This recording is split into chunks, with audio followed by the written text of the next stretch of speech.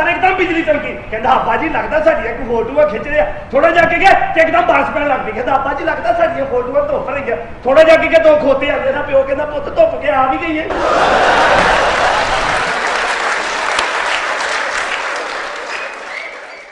शाह जी मेरिया दो बीवियां ने अच्छा तुसी समझदार हो जी चीज मैं डबल करानी है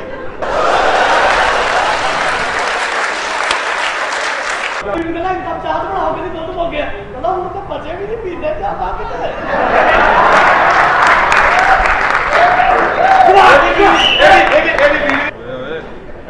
पागल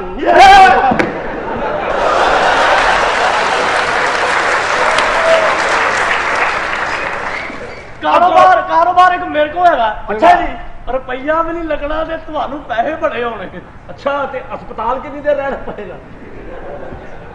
नहीं नहीं मैं ये तो नहीं ना कहा कि कारोबार च साह बंद रखना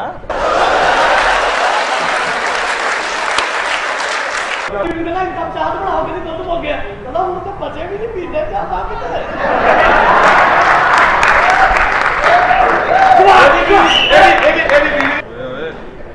पागल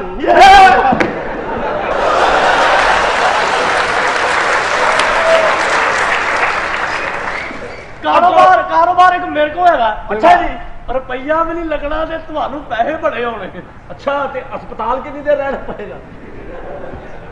नहीं नहीं मैं ये तो नहीं ना कहा कि कारोबार च साह बंद रखना